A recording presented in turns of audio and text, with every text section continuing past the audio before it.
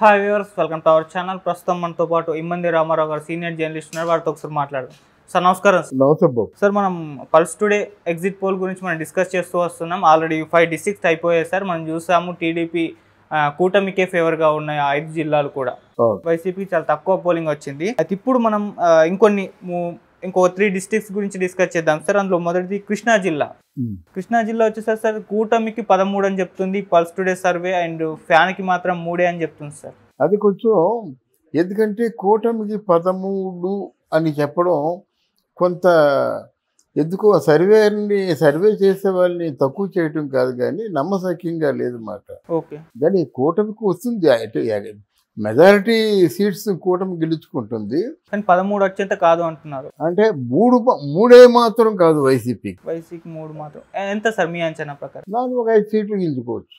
5 sir. ఇక్కడ మనం చూస్తే కైకలూరులో భారతీయ జనతా పార్టీ గెలుస్తుందని చెప్తుంది సార్. అంటే మామూలుగా మనం చూసాం ఏపీలో బీజేపీకి 0% అని చెప్పేసి విన్నాము. మరి ఇక్కడ కైకలూరులో బీజేపీ గెలవడానికి గల కారణాలు ఏంటి సార్? అంటే బీజేపీ గెలవడానికి ప్రధాన కారణం ఏంటంటే కైకలూరులో మంచి క్యాండిడేట్ ఉన్నాడండి. అక్కడ పురంధరేశ్వరులాగా మంచి క్యాండిడేట్ ఉన్నాడు, కానీ కాంక్షూరుగా గెలుస్తున్నారు అన్నమాట వాళ్ళు. అది సార్ గుడివాడ చూసుకుంటే తెలుగుదేశమేనా అని చెప్తుంది. మన గుడివాడ అంటే గుర్తొచ్చేది ఎవరో మనకు తెలిసిందే కదా సార్. అవును, మరి అంటే అక్కడ ఏంటంటే గుడివాడ అనగానే గత 4 ఎలక్షన్ల నుంచి కొడాలి నాన్న తప్ప ఇంకో పేరు వినబడలేదు. అవును, వెనిగండ్ల రామ్మోహన్ ఒకటి వచ్చారన్నమాట. ఈయన ఇక్కడ గెలవడం ఎలా గెలిచాడంటే ముందు చాలా ప్లాంట్ గా వచ్చాడు. ముందు వచ్చిన తర్వాత ఏమో వెనిగండ్ల రాము అన్నా క్యాంటీన్ పెట్టాడు. తర్వాత ఏమో వాళ్ళ కంపెనీల్లో కొంతమంది యువతకు ఉద్యోగాలు ఇప్పించాడు. తర్వాత ఏమో ఊర్లో కొంతమందికి బళ్ళ చక్రాలు ఇచ్చాడు, అన్ని తోపుడు బళ్ళు పెట్టుకోవడానికి ఇచ్చాడు అన్నమాట.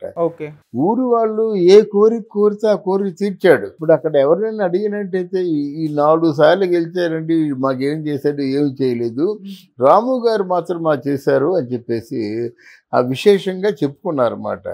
అందువల్ల అక్కడ కొడాలి నాన్న ఓడిపోతున్నాడు. తర్వాత ఏంటంటే కొడాలి నాన్నలో ఉన్న పెద్ద పొరపాటు ఏంటంటే నోరు పారేసుకోవడం. నాయకుల మీద నోరు పారేసుకున్నట్టు విన్నోళ్ళకి ఏదో కొంచెం చప్పట్లు కొడతారు, కానీ కొంతమంది వాళ్ళ పార్టీ వాళ్ళు మిగతా వాళ్ళు అసహించుకుంటారండి. నోరు పారేసుకోవాల్సిన అవసరం ఏమొచ్చింది? అది తప్పు కదా. తర్వాత కృష్ణా జిల్లా చెప్పినప్పుడు మాత్రం మనకి 2 వ్యక్తుల గురించి చెప్పుకోవాలి.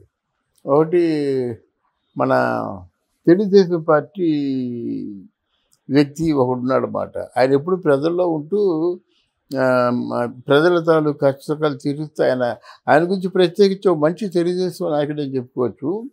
అలాగే ఒక పెమ్మసాని చంద్రశేఖర్ రైట్, ఆయన ఎన్ఆర్ఐ అండి. ఆయన ఎంత ఆర్థికంగా చాలా బాగా బలంగా ఉన్నాడు. అక్కడ మంచి వాయిస్ ఉంది, బాగా చదువుకున్నాడు. ఆ నాయకుడి గురించి చెప్పకుండా ఉండలేము మనం. అట్లాంటి నాయకులు బలమైన నాయకులు అన్నమాట. ఇప్పుడు పార్లమెంట్కి వెళ్ళి వాయిస్ ఇచ్చే నాయకులు కావాలి కదా. ఇంతకాలం వాయిస్ ఇచ్చే నాయకులు ఎవరు లేకే కదా. అక్కడ ఒక శ్రీరాములు నాయుడు ఒకళ్ళనే చూసుకుంటున్నాం. ఇక్కడ శ్రీరాములు నాయుడు అని పెద్ద మన తెలుగుదేశంలో పెద్ద లీడర్ అన్నమాట. ఆయన పేరు సరిగ్గా గుర్తు రావట్లేదు, కానీ అలాగే అక్కడ అంటే ఆయన బాగా వాయిస్ వినిపించేవాడు కాబట్టి ఈరోజు మన కేంద్రంలో మన మంత్రి పదవులు బెర్త్లో ఆయనకు ఒక బెర్త్ ఉందన్నమాట. ఎర్రనాయుడు కొడుకు ఆయన. అంటే వాయిస్ వినిపించారన్నమాట. మిగతా వాళ్ళకి ఎవరు వాయిస్ వినిపించరు. ఎంతసేపు పార్లమెంట్లో వాయిస్ వినిపించడమేమో ఎర్రనాయుడు కొడుకు ఈయన శ్రీనివాసనాయుడు ఎవరున్నారు. తర్వాత ఏమో అక్కడ ఒక గల్లా జయదేవ్ ఒకడు ఉన్నాడు. ఒక 2-3 వాయిస్ వినిపించేవాళ్ళు. పార్లమెంట్ ఎందుకండి, మన రాష్ట్రం తాలూకు విశేషాలు చెప్పి లాబింగ్లు చేసుకోవడానికి పార్లమెంటు. మన వాయిస్లో ఎక్కడ మనం కోల్పోతున్నాం, ఎన్ని ఫండ్స్ కావాలి, ఎక్కడ దారిద్ర్యం తాండవిస్తుంది, ఎక్కడ కాస్త 1000 కోట్లు ఇస్తుంటే వాళ్ళ జీవితాలు బాగుపడతాయి, ఇది ఓపెన్గా చెప్పేవాడు ఎవరు లేరు కదా. అలాంటి వ్యక్తి అవుతాడు ఈయన. నిమ్మగడ్డ అని చెప్పావు కదా, పెమ్మసాని అని చెప్పావు కదా ఆయన. నేను నిమ్మగడ్డ శ్రీరాములు ఏదో అది కృష్ణా జిల్లాలోనే. అంటే వీరిద్దరూ పార్లమెంట్కి వెళ్తారు. ఇది శ్రీకాకుళంలో ఉన్నవాడు, ఇక్కడ కృష్ణా జిల్లాలో ఉన్నటువంటి చంద్రశేఖరుడు పార్లమెంట్కి వెళ్ళి బ్రహ్మాండంగా వాదించగలరు అన్నమాట. చదువుకున్నటువంటి నాయకుడు అది. సార్ మనం అలాగే గుంటూరు జిల్లాకి వద్దాం సార్. గుంటూరు జిల్లాలో 17 నియోజకవర్గాలు ఉన్నాయి సార్. అందులో 14 కూటమి గెలుస్తుందని చెప్తుంది, 3 వైసీపీకి వస్తాయని చెప్తుంది సార్. మరి గుంటూరు జిల్లా కూటమి ఆధిపత్యం కనిపిస్తుందా? మీ ఒపీనియన్ సార్ దీనిపైన? ఇది కూడా కొంచెం అంటే ఇక్కడ మా గుంటూరు జిల్లాలో ఉన్నటువంటి వైఎస్ఆర్సీపీ వాళ్ళు అందరూ ఓడిపోతారని చెప్తున్నారు, వీళ్ళు ఏదో 3 గెలుస్తామని చెప్తున్నారు. ఓకే, అలా కాకుండా ఇక్కడ గుంటూరు జిల్లాలో ఇన్ని గెలిచే సీట్లు తెలుగుదేశానికి అటు కూటమి ఉండమని నేను అనుకుంటాను. మరి ఇది కూడా అంటే ఎగ్జాజరేషన్స్ ఉన్నట్టుగా ఉన్నాయి. అంటే తెలుగుదేశానికి బాగా అనుకూలంగా నాకు అనిపిస్తుంది. ఎందుకంటే ఇవన్నీ కలిసి ఎన్ని ఉంటాయండి, 30 ఎన్నో ఉంటాయండి. అలా కాదు, 50 సీట్లు దాటుతాయి వైసీపీకి. 50 అప్పుడు 150 వచ్చాయి, ఇప్పుడు 50 సీట్లు దాటుతాయి. 50 సీట్లు కౌంటింగ్ వస్తుందో లేదో చూడండి.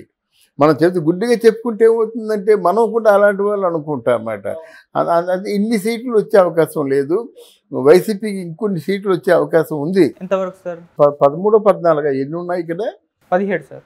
17లో 5 సీట్లు వైసీపీ ఈజీగా గెలుచుకుంటుంది. ఓకే సార్, ఈ గుంటూరు జిల్లాలో మెయిన్గా 3 నియోజకవర్గాల గురించి మాట్లాడుకోవాల్సి వస్తే సార్, అందులో ఒకటి మంగళగిరి తెలుగుదేశం గెలుస్తుందని చెప్తుంది పల్స్ టుడే. ఆ తర్వాత తెనాలిలో జనసేన గెలుస్తుందని చెప్తుంది. ఆ తర్వాత సత్తెనపల్లి అంబటి రాంబాబు గారి నియోజకవర్గం, అది కూడా తెలుగుదేశమే గెలుస్తుందని చెప్తుంది. ఇక్కడ బాగా చెప్పావు బాబు. ఇక్కడ మంగళగిరిని అద్భుతంగా తయారు చేశాడు ఎవరు, మన లోకేష్. ఆయన ఎంత తెలివితేటలతో అంటే తయారు చేశాడంటే, ఎప్పుడైతే మంగళగిరిలో ఓడిపోయాడో అంటే పని చేసే వాళ్ళు అలా చేస్తారన్నమాట, మాటలు ఉండవు. వెంటనే మంగళగిరిలో మొత్తం ఉన్న బంగారం చేసి పారేసాడు అంతే అందరినీ. ఎవరికి ఏం గౌరవస్తావి వాళ్ళకి. అవును, అక్కడ మంగళగిరి ప్రధానంగా చేనేత కళాకారులు, పద్మశాలీలు ఉంటారు. అంటే చేనేత కళాకారులకి ఏంటంటే కొన్ని వనరులు లేవు, బ్యాంకులు అప్పివ్వటం లేదు.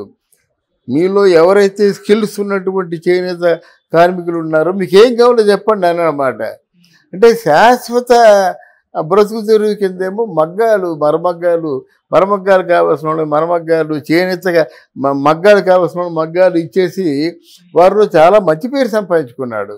తర్వాత ఏమో ఊళ్ళో ఉన్నటువంటి రోడ్లు బాగు చేయడం కాదు, కానీ ఇంకేదైనా ఎవరికైనా ఆపద వస్తే ఆపదలో వెళ్ళి ఆదుకోవడం కానీ, తర్వాత ఒక మార్కెట్లో శాశ్వత బ్రతుకు తెరువు పనులన్నీ చేశారన్నమాట.